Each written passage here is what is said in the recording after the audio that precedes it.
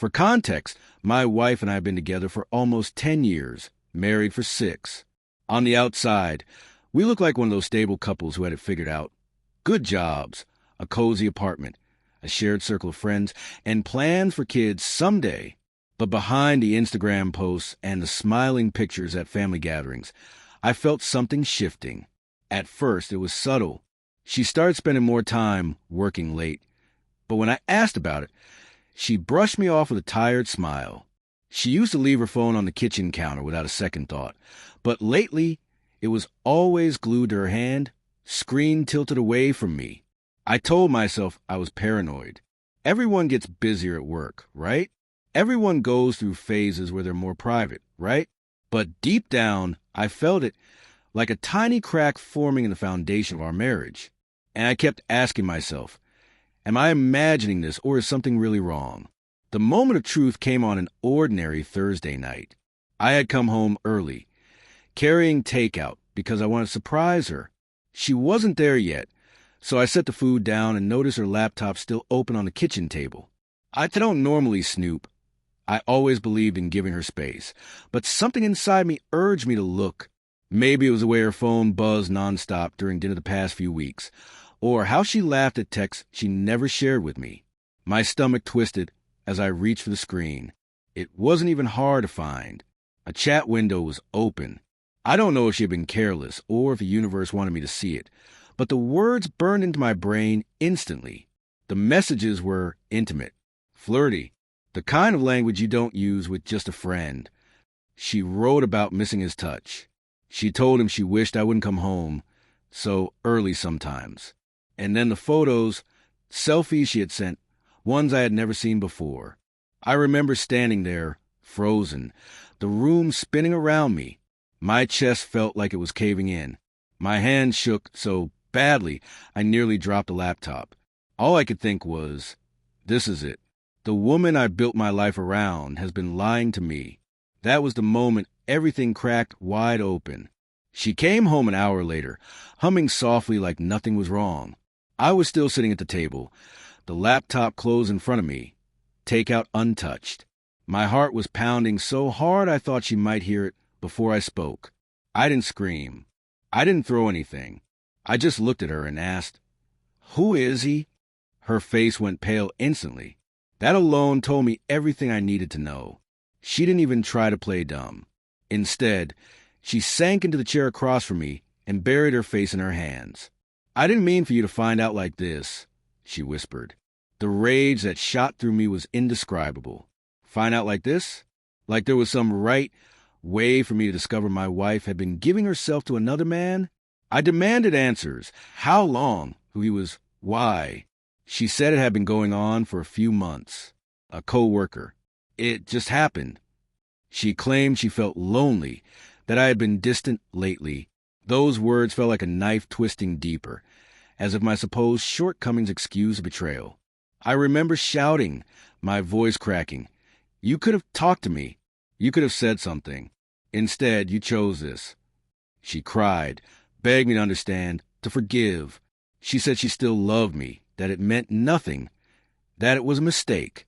But all I could see were those messages, those pictures her laughter meant for someone else.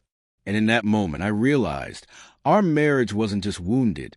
It was bleeding out in front of me. That night, I didn't sleep. I sat on the couch staring into the dark, replaying every conversation, every smile, every kiss we'd shared over the last few months. Suddenly, they all felt tainted. How many of those moments were real, and how many were just a cover while she slipped away from me?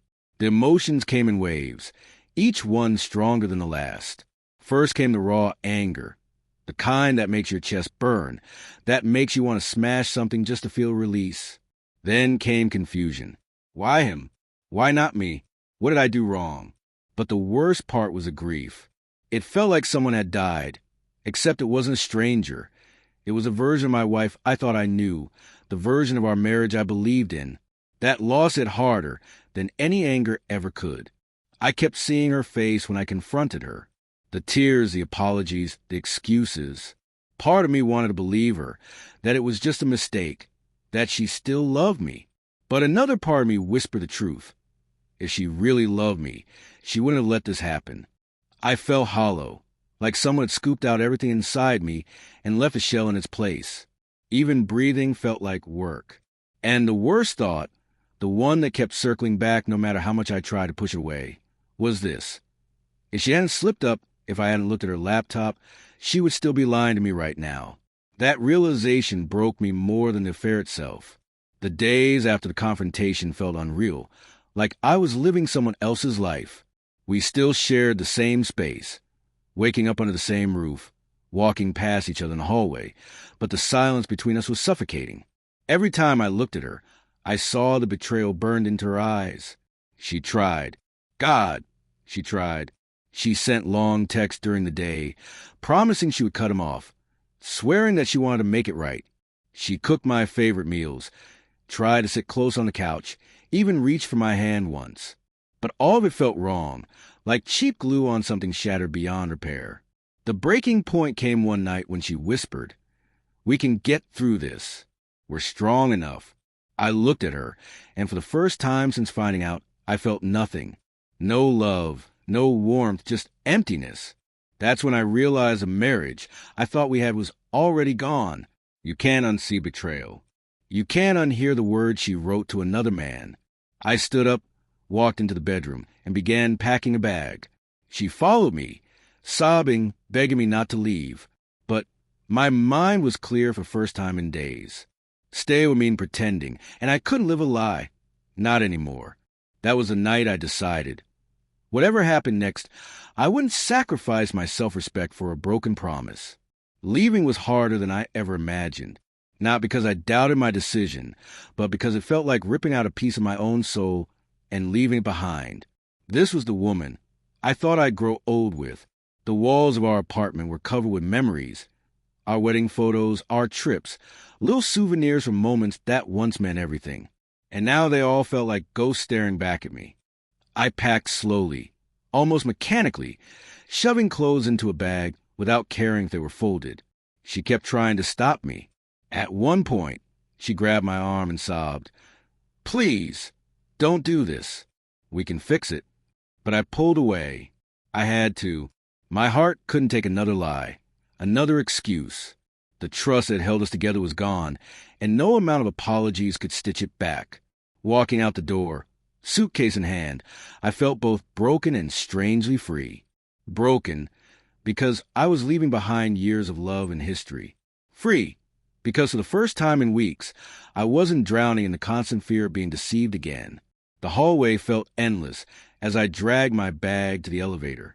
And when the doors closed, sealing me away from the life we had built, I let out a sob I'd been holding in since the moment I discovered the truth. That was the first time I truly understood what betrayal costs. It doesn't just end a relationship. It carves pieces out of you that you'll never get back. The first few days on my own were a blur. I crashed at a friend's place, sleeping on his couch, staring at the ceiling until the sun came up. Every time I closed my eyes, I saw her face, smiling at me one moment, then whispering to him the next. People talk about heartbreak like it's some poetic thing, but in reality, it's brutal. It's your chest tightening when you smell her perfume on your clothes. It's your stomach turning when you see her name pop up on your phone, and you don't know whether to answer or throw it against the wall. It's realizing that the person you trusted most in the world was capable of destroying you without hesitation. She texted constantly, apologies, promises, begging for another chance. I didn't reply. I couldn't. Every message felt like salt in an open wound. My friends tried to comfort me, saying I'd get over it eventually, but the truth is, it wasn't just about losing her. It was about losing myself, the version of me that believed in her, believed in us. I remember one night scrolling through old photos on my phone, our vacations, our anniversaries, her goofy selfies she used to send me when she missed me, and I felt this crushing weight in my chest. Those moments were gone. They would never feel the same again. That's when it really sank in. She hadn't just cheated on me. She had stolen our past, poisoned it with lies. Silence became my new companion. At first, I thought it would feel like peace, but instead it was suffocating. No footsteps in the hallway. No voice calling my name. No clatter of dishes in the kitchen. just emptiness. I had always imagined solitude as something calm, maybe even healing. But after betrayal, it's different. The silence isn't restful, it's accusing. It keeps asking, how did you not see this coming? How could you let this happen? Nights were the worst. I'd lie in bed in a dark room, staring at the empty space where she used to sleep. My hand would instinctively reach across the mattress, searching for warmth that wasn't there anymore. And every time, the cold sheets reminded me she chose someone else. Friends checked in, but they had their own lives, their own families to go home to. I didn't want to be the broken man who ruined everyone's mood. So I smiled when they visited, said I was fine, then collapsed back into myself when the door closed. The loneliness wasn't just about missing her. It was about missing the version of me who believed I was enough. And in those long hours of silence, I started to wonder if I'd ever find that man again. At first, I thought the sadness would drown me. But after enough nights lying awake in that hollow silence, something inside me shifted. The grief started to boil, and what came back was anger. Hot, sharp, relentless. I would be doing something ordinary, washing dishes, scrolling through my phone, trying to work, and suddenly I'd feel my blood pressure spike. My mind replayed her words, her excuses, her tears. I remembered the way she said, it didn't mean anything, and wanted to scream. If it didn't mean anything, why risk everything for it? Why risk me for him? The anger wasn't just at her. It was at myself, too, for ignoring the signs, for letting my love blind me to reality, for trusting so completely that I never imagined she could betray me. Sometimes I caught myself rehearsing imaginary conversations, things I wished I had said during the confrontation, brutal truths I wanted to throw in her face. My chest would tighten until I thought I'd explode. That rage was exhausting, but it was also the first time I felt strong again. Pain made me weak. Anger made me feel alive. And deep down, I knew this wasn't just about her betrayal anymore. It was about reclaiming myself from the wreckage she left behind. Anger gave me strength, but it didn't erase the memories. And that's what made everything harder. The good times were still there, lodged in my heart like splinters. Every time my phone buzzed with her name, I felt the pull. She didn't stop texting, calling, even leaving voicemails where she cried and begged. She promised she ended it with him. She swore she would do anything to earn back my trust. Part of me wanted to believe her. I missed the comfort of our routines. Sunday mornings with coffee, laughing at inside jokes no one else understood, her falling asleep with her head on my chest. The thought of rebuilding, of not having to start over with someone new, was tempting. But then, just as quickly, the other part of me reminded myself of the truth. Trust isn't something you can just glue back together. Once it's shattered, the cracks remain. I imagined trying to kiss her again, hold her again. Would I always wonder if she was picturing him?